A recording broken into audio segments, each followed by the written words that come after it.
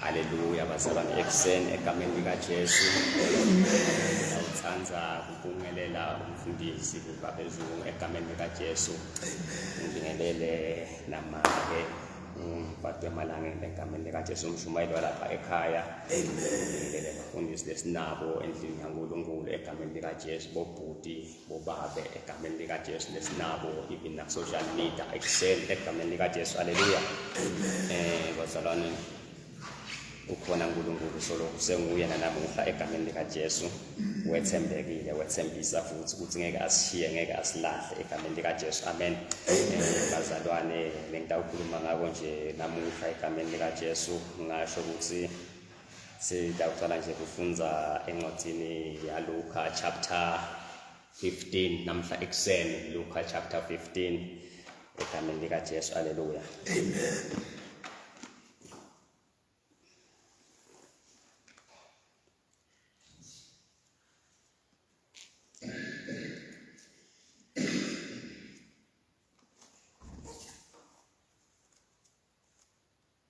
Tafala verse 14.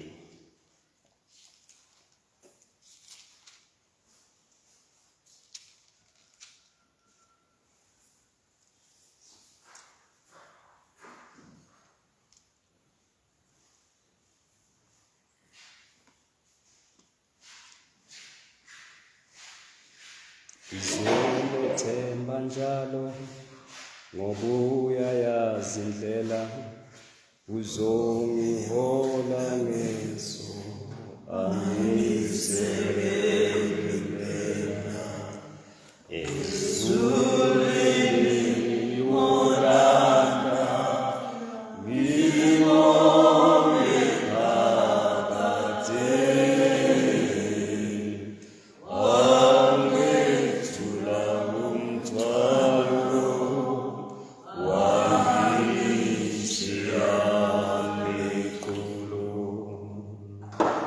Haleluya bazalwane. Amen. Kwangakuva nje ngakuvuka umqulo la empilweni yami bazalwane. Kwangathi namhla ekuseni ngingasho ngithi usenguye lo nkulunkulu egameni likaJesu. Usenguye nanamuhla, lo bekathi akhona emandulo nanamuhla usenguye egameni likaJesu. Kwangathi bengingasho ngithi uJehova wasemandulo nanamuhla solo usenguye egameni likaJesu. Kube ngiyakwati ukuhlabela, ngabe ngiyihlabela le ngoma bazalwane. Ngiva nje iyavuka lokhu kumela phambi kwenu egameni likaJesu. Ngiva nje iyavuka, ngicela lokwathi kuhlabela, ngihlabelele shem namhla ekuseni le ngoma. Let's uJehova wasendulo, usenguye namhlanje. uJehova wasendulo, usenguye namhlanje. Usenguye Baba wasemandulo, solo usenguye namhlanje. Usenguye namhlanje. Baba wasemandulo, solo usenguye namhlanje. Usenguye namhlanje.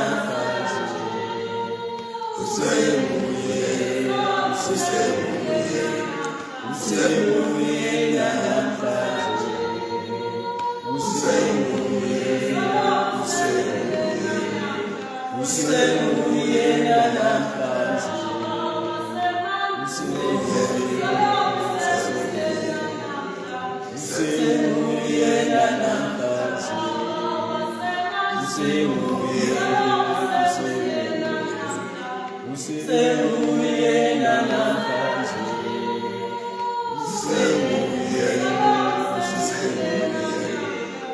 usenguyena namhlanje,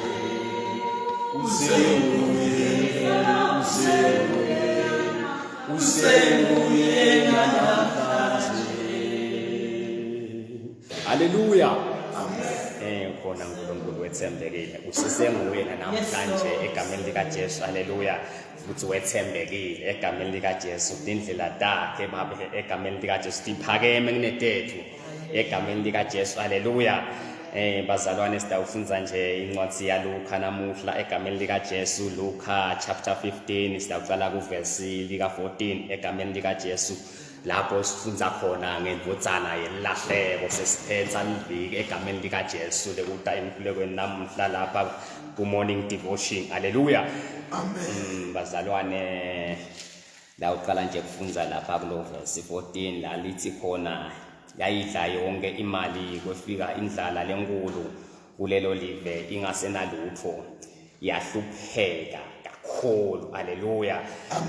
Lapha kukhulunywa ngendvodzana yelahleko egameni lika Jesu lebekadze icele lifalayo ubabe walo yathi icela ayigiyele kwayo sabelo sayo egameni lika Jesu. Ithi leli blankulunkulu na uqala nje letulu egameni lika Jesu le ndvodzana yathi icelile lifalayo yahamba yayoliphatha yalidlabatisa yaliphatha ngekonakala egameni lika Jesu. Haleluya. Yathi seyidlabatisile lisilivla uNkulunkulu yalidla netingwababani. Haleluya.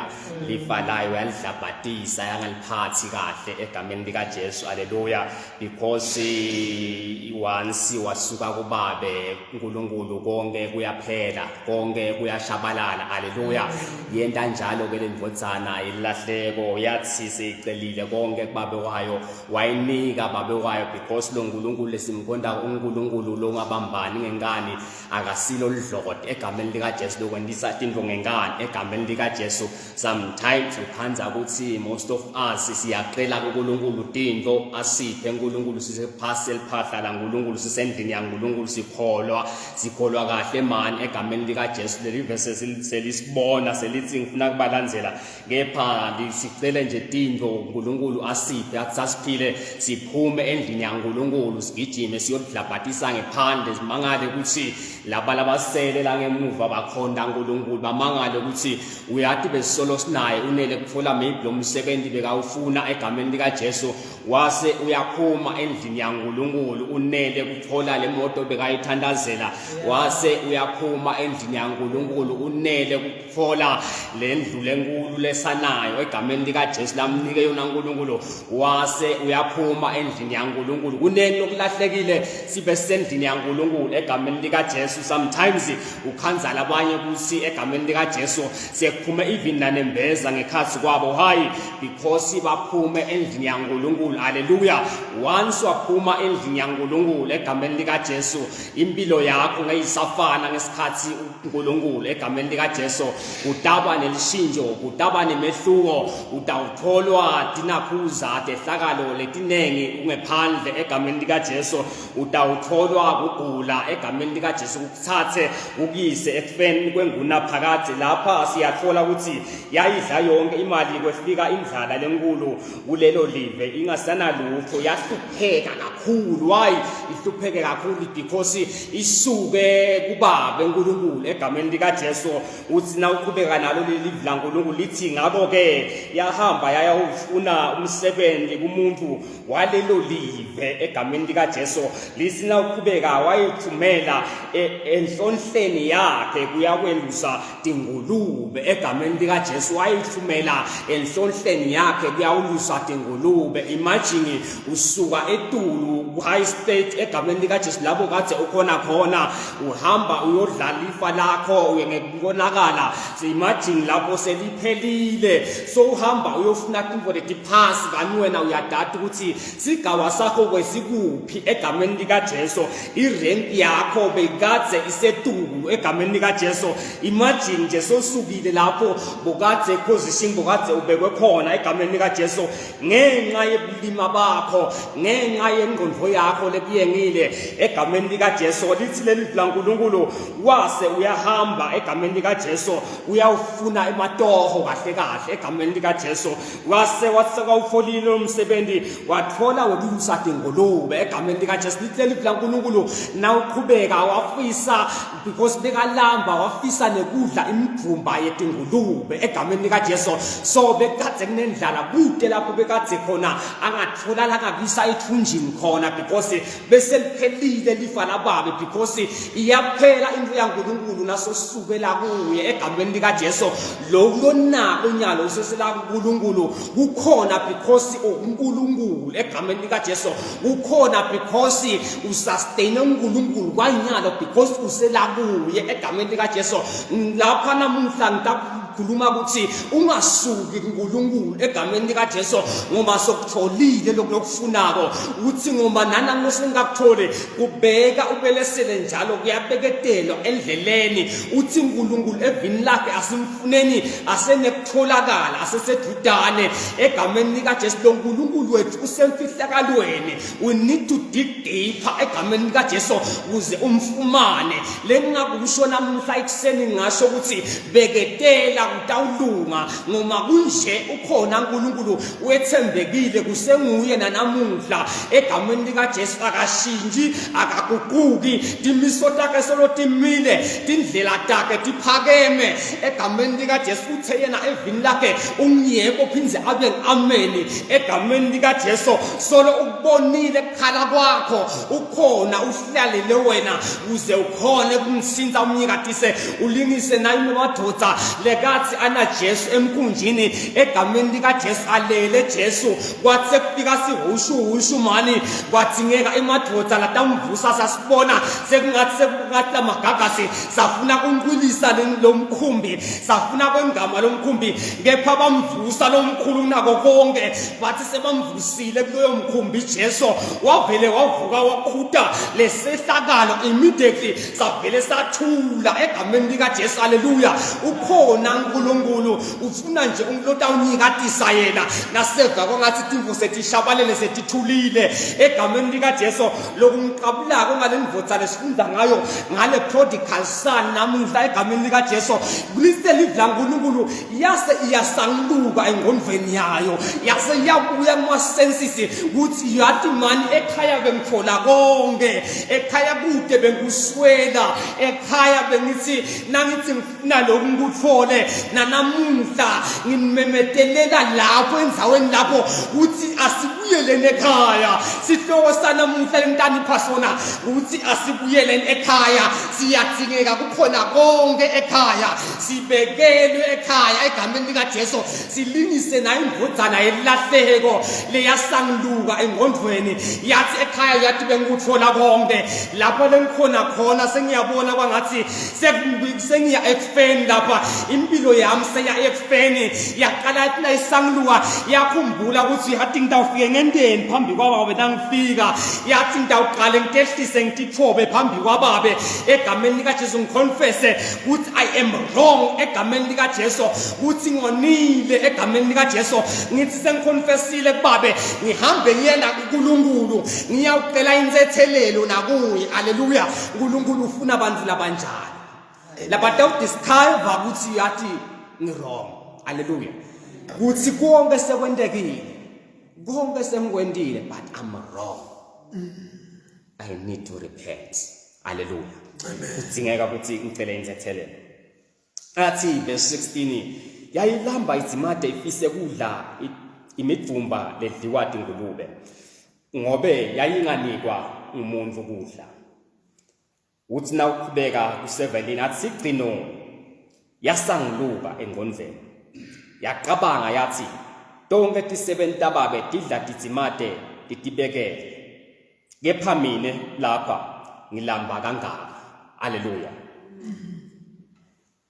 Awutibute nje mina nawe nanamuhla ekuseni egameni likaJesu ukuthi uyathi lokho bengikunikele kangaka uNkulunkulu for yonke leminyaka lengaka egameni lika Jesu ngisacrifice so now egameni lika Jesu bese ngibalekile kuNkulunkulu sigcino ekhaya lababa siyakhumbula phela ukuthi uyathi kude bengingakusweli kubabe egameni lika Jesu bengikuswela njalo egameni lika Jesu konke bengikuthola egameni lika Jesu kude lokungatholwa kuNkulunkulu egameni lika Jesu because lo verse 7 iyakhuluma lapha ithi lendvodzana ithi igcino yasangiluka engqondweni yaqabanga yathi tonke tisebenti tababe tidla tizimate titibekele egameni lika sothi bekukunengi kakhulu sothi uNkulunkulu kukhona konke unengi sibekelwe sidekelwe egameni lika Jesu likhona luju likhona lisi egameni lika Jesu letinto leto sidatfumana sisaphila la emhlabeni egameni lika Jesu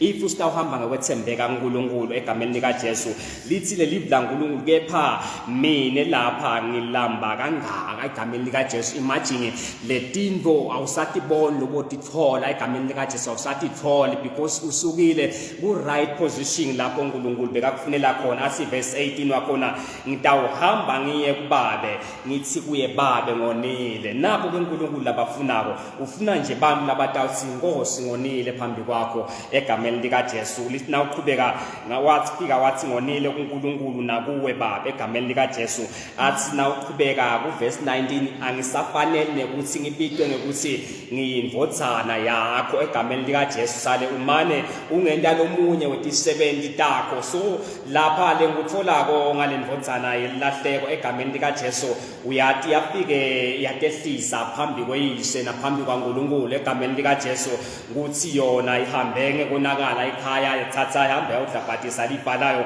kepha seyisangilukile egameni lika Jesu wayishida nje kakhulu ukuthi itehlise because babe wayo wafike wayithatha wayibeka esigabeni lesetulu why because ikubonile ukuthi iwrong yatehlisa yatithoba egameni lika Jesu kuyadzingeka ukuthi sitehlise phambi kwaNkulunkulu naphambi kwelive egameni lika Jesu kuze kutawubonakala imisebenzi yaNkulunkulu kuze kutawubonakala kusebenza kwaNkulunkulu in our lives egameni lika Jesu athi verse 20 wakhona na uqhubeka ngako ke Yesuka yahamba yaya kuyise egameni lika Jesu because labe sifunza khona ngilabe kade icabanga khona ukuthi iyawufike yenteni phambi kweyise egameni lika Jesu yaqale yaqabanga after isangiluke ukuthi ngitawufike ngireact kanjani phambi kwababe egameni lika Jesu isangilukile lapha seyiyahamba sesifola seyihamba seyibuyela uyise ekhaya yayithile libla uNkulunkulu yayisekudzeni kabi nelekhaya egameni lika Jesu ithi ngesikhathi uyise ayibona egameni lika Jesu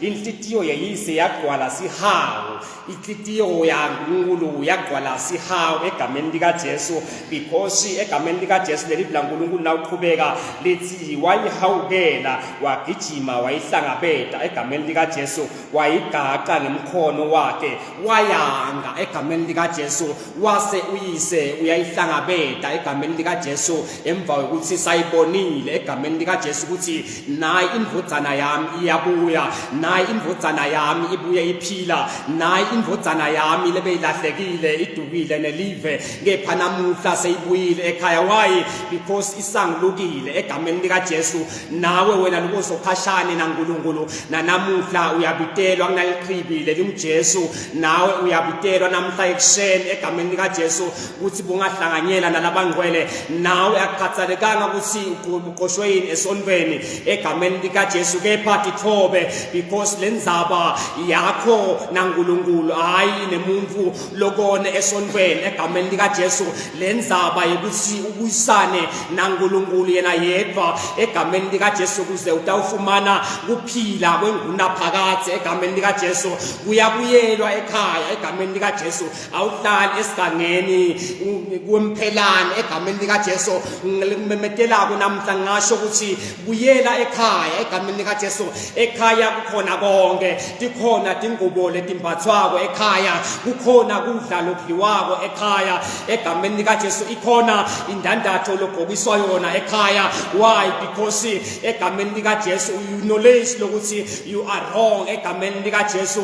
Kude lo uyaklandvulela ngako ekhaya ukuthi bongakwati wena ukuthi kuyathethelelwana emhlabeni. You need to forgive others egameni likaJesu so that God forgive yourself egameni likaJesu.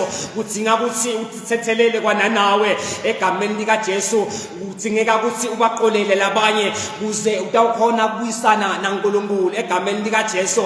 Ukhona konke ekhaya athi umhlabeleli kwakukuningi kudekiwe phambi kwemehlo ami, kepha ngathi khethela wena Nkosi egameni likaJesu. Kudzingeka ukuthi ubuyele ekhaya. Uyabitelwa nawe kulomusa longaka lobanele bonke loNkulunkulu. Haleluya. Athi lo mbhali lana nawuqhubeka kuluvesi 21 wathi le ndvodzana yathi kuyise babe ngonile kuNkulunkulu nakuwe, angisafanele nokuthi ngibitwe ngekuthi ngiyindvodzana yakho. Kepha uyise wapita 70 wathi, phangisani nilethe ingubo lenhle, lethani ingubo lenhle. Le ndvodzana bese tehlise kangaka ukuthi bese ifisa ukufananisa ne-70. As we are here, Church of God, sine-70 lekungema angels aNkulunkulu. Thine we are greater than some angels. Hallelujah. Sibakhulu kunetingilozi. Tingilozi tithunyelwe thine ukuthi titasebentela. Tite kutosilwela timpiteke. Tite tosinika nako lebesiqhelile. Tigijimela nje thina, tihlalele nje thina. Amen. Ngaso sonke isikhathi ekhaya lababe kukhona konke. Le ndvodzana bese ifuna ukufananisa ne-70. Bathi kepha uNkulunkulu yena yebhaliqobo lakhe wanela kudiscover ukuthi indvodzana yami seyibuyile ekhaya. Seyikhulumile nayo yathi ngokubabe ngiyaxolisa phambi kwakho naphambi kwaNkulunkulu ngiyadehlisa. Ngicela kumane usale ungifananisa kanye ne-70 takho. Kepha uyise lakwenda lokungiqabulako kakhulu ukuthi wapita 70 takhe. Wathi atiphangise tilethe ingubo lenhle, timbathise indvodzana. Uyabona? After setimbathisile wathi atifake nendandatho emnweni wayo. Le ndandatho imele e-covenant. Because we know very well ukuthi bantfu nabashada kudzingeka indandatho nakuhlanganisa abantu lababili. Haleluya. Lapha kuthiwa akulethwe ingubo lenhle. Nasekulethwe lengubo kudzingeka ukuthi kose kulethwa nendandatho. Kuze kutawunakhuzwa kutawandiwa sivumelwano endvodzaneni nakuyise. Haleluya. So once wabuyela ekhaya likhona liphawu lotawufakwa lona. Once wabuyela ekhaya ikhona ingubo lotawugqokiswa yona. Once wabuyela ekhaya kukhona lotawunikwa kona lobo kade kukulahlekele na uphuma ekhaya. Ngesikhani uphuma ekhaya ngokonakala kwakho ubuyela eveni. Kukhona tintfo lowamukwa tona empilweni yakho takulahlekela. But namuhla because ukonfessile lokuthi you are wrong. Ukonfessile ukuthi you return from death wabuyela ekuphileni kwaphakade. After you discover ukuthi you are wrong, now you are come back to your body. Egameni likaJesu. Hallelujah. Ukhona uNkulunkulu lotakubathisa tintfo letingeke tibonwe ngemehlo enyama. Ukhona uNkulunkulu lotakubathisa tintfo tasekhaya ezulwini let above natintfo lesibonako letisikhangile namhla eveni. Ukhona uNkulunkulu lothembeke kangaka ukuthi angakunika netintfo bamangale abantu bathi nababona wena bahleke nebantfu lebekade baselusizini leliqakile bathi nababona wena bahleke because uNkulunkulu ukhona lentfo layifakile ngekhathi empilweni takho empilweni yakho lengumuthi lengabona ngonke umuntu bathi bantfu nababona wena babone bathi ukhona uNkulunkulu wethembekile egameni. Why? Because ngisho lawo magama lawo it because wena ugqokiswe ingubo yasekhaya ezulwini, ufakwe indandatho yasekhaya ezulwini. Haleluya bazalwane. Ngitawuthanda nje ngisaqhubeka ukuthula ubufakazi bami egameni likaJesu lengake ngahlangana nabo ngisafunza form 2 egameni likaJesu. Kwake kwendeka ngathi ngithi ngithi ngisafundza ngabona one of the girl lifunza from 4 egameni lika Jesu bengibona uNkulunkulu nangibona yena angiqambe emanga ngikhuluma iqiniso ukhona fakazi wami ngoma angekho phambi kwethu egameni lika Jesu kepha kwathi nakwenteka letinto leto nami ngamangala kakhulu ngingazange sengemkhulumisa ngingamati ngivame nje kumbona la sikolweni egameni lika Jesu ngathi ngisambona ngibona uNkulunkulu empilweni yakhe ngathi the following ngathi ahlala ngasekhaya ngambuda ngathi mnakethu kwentekalani ku classmate wakho bengingazange sengiqoke nemnakethu nangaye egameni lika kepha ngambuda ngathi kwentekalani kunange awuvele wathi mnakethu hayi mnakethu sobuyele even egameni lika Jesu sobuyele uyaklapa sobuyele egameni lika Jesu so wenda lokwa nalokwa lokwentiwa bamlabasha ngathuka kakhulu egameni lika Jesu emoyeni wami ngathi Lord sokususeleni lokwa lebengathi ngikubona because bengibona ingubo yakho lombathise yona kukhona tinto egameni lika Jesu because we are coming here to go to the house of God to pray egameni lika Jesu timbo lotimbathako labangatiboni bantu labanye egameni lika Jesu ngelanga kukhona timbo lotfumana ngoma ngabe awukatiboni wena egameni lika Jesu keep on digging and digging until uze ufind out wena ukuthi kukhona timbo lotithwele lonikwe uNkulunkulu tona egameni lika Jesu ungasuki endlini yaNkulunkulu utawulimala egameni lika Jesu imagine lo muntu engikhuluma ngaye ngase ngibona bungquni bakhe mine ngingazange sengikhulume naye egameni lika Jesu uyathi wasuka uNkulunkulu utawubona bungquni bakhe uqabange ukuthi wena ufihlakele uqabange ukuthi wena egameni lika Jesu solo awubonakala egameni lika Jesu hey life is spiritual ngidakutshela iqiniso mina emahedeni ayakubona ukuthi sosukile right position yakho lengidakutshela kona live liyakubona ukuthi akusasuwe phela lona egameni lika Jesu wena sothumbekile sowetshiwe sitha sathana egameni lika Jesu lengidakutshela kona buyela ekhaya mzalwane buyela ekhaya mbana uNkulunkulu buya mntwana buya ubuyele ekhaya musubulala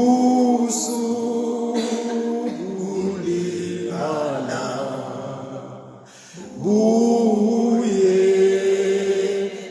ekhaya buya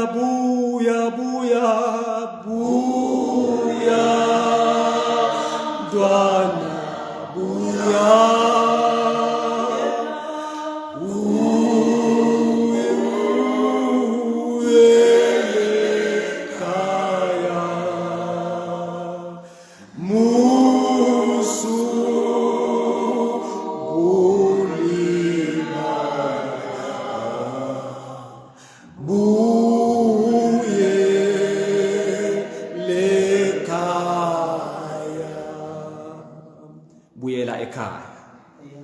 buyela ekhaya uyabuyelwa ekhaya khona konke athi umhlabeleli kwakukuningi kudekiwe emehlweni nami kepha ngathkhethela wena uNkulunkulu because uNkulunkulu uyanakelelana egameni lika Jesu nasite uNkulunkulu khona lesisuke sitakuthola ungakufuni ukuthi ungathi bonga kuthola nyanga uNkulunkulu uyathi utakunika nini uyiphendvulile indzaba yakho uNkulunkulu egameni lika Jesu hayi usakayiphendvuli athi lomnye umbhali wathi athandazile Daniela egameni lika Jesu uNkulunkulu lisilive la uNkulunkulu wayiphendvula immediate indzaba ya Daniela haleluya wathi ayiphendvulile indzaba ya Daniela but ngenxa imoya eveni kamoya emkhathini kwabanembile enkulu yabanjwa impendulo ya Daniela for a long of time solo ingafiki kuye egameni lika Jesu.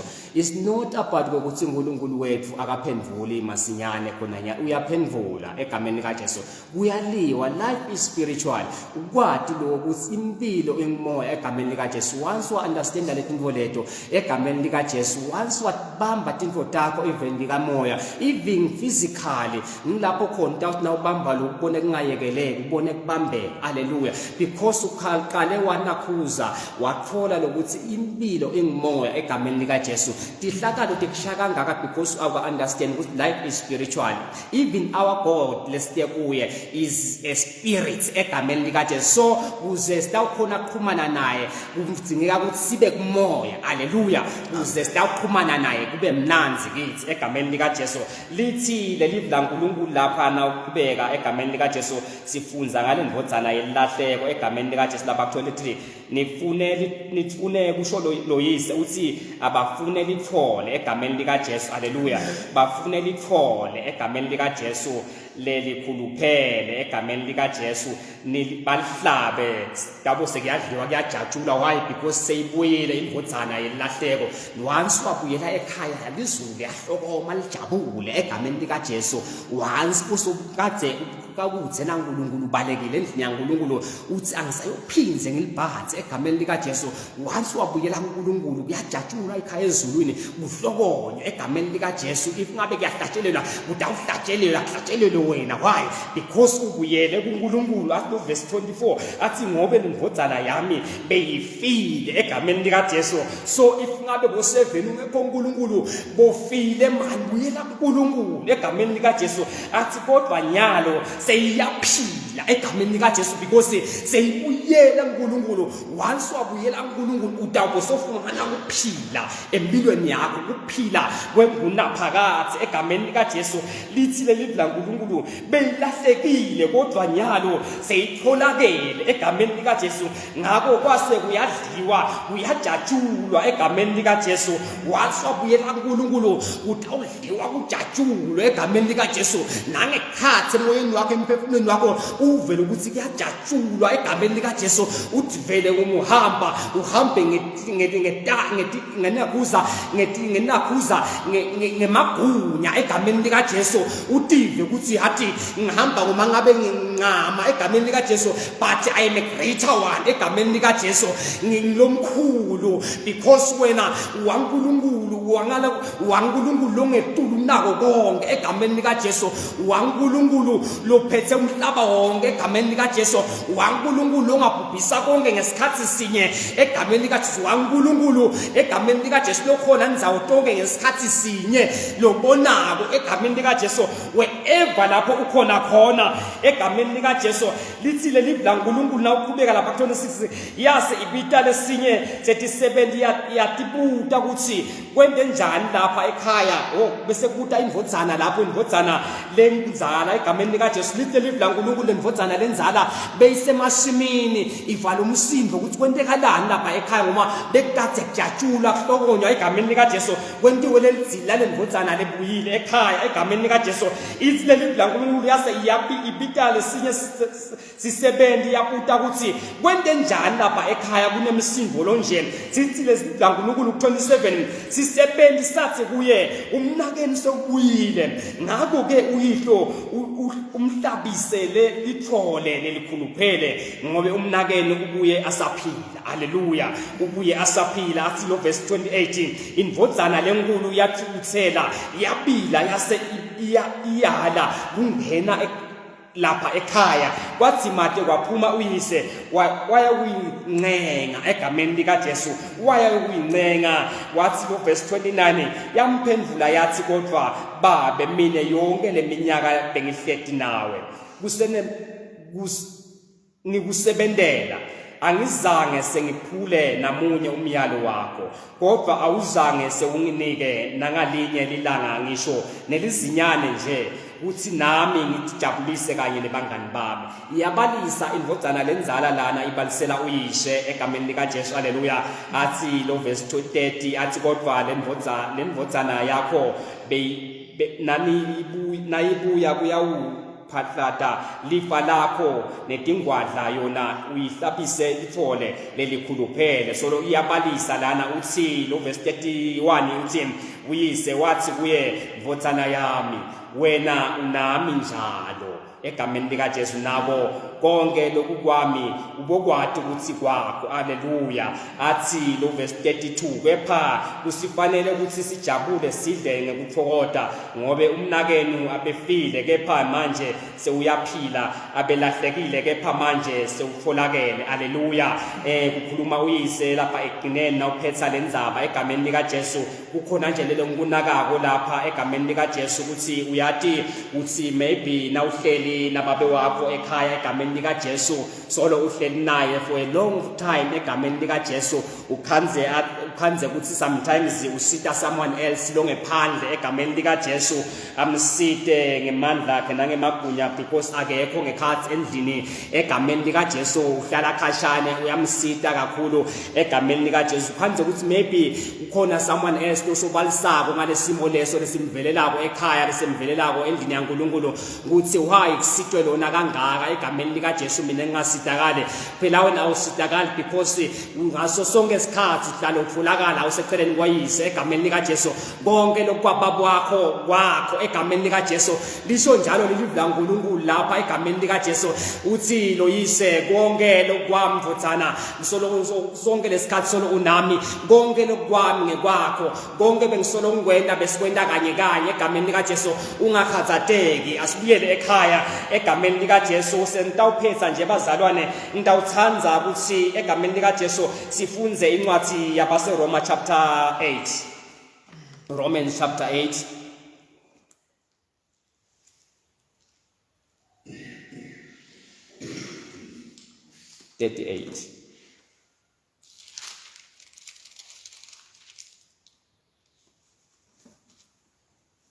Ngobe ngineqiniso lekuthi nekufa, nekuphila, netingelosi, nebabusi, nalokukhona, nalokutako, nemandla.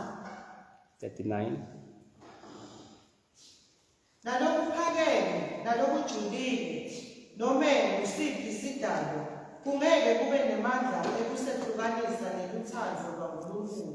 Hallelujah. UKristu Jesu inkosi yethu. Hallelujah. Hallelujah. Uthi lapha lombhali ngobe ngineliqiniso lokuthi nekufa nekuphila letingilozi nebabusi nalokukhona nalokutako nemandla nalokuphakeme nalokujulile noma ngusiphi isidalwa kungeke kube nemandla ekusehlukanisa neluthando lwaNkulunkulu. Hallelujah. Alalithile lesilungu ndithi lesilungu, nothing can separate us from the love of God. Hallelujah. Hallelujah bazalwane. Kude lokungasihlukanisa nelithando laNkulunkulu egameni lika Jesu. If usitawuhlala la kuNkulunkulu, if usitawubuyela kuNkulunkulu ngemandla ethu onke egameni lika Jesu, bekungoma ngabe yini kude lokungasihlukanisa nelithando laNkulunkulu. Athi ngicela sigijimeni siyofunza Romans chapter 12 eversini lika 12 lithi lelami lesilungu egameni lika Jesu. Kero mfunzele manje. Romans chapter 12. 12.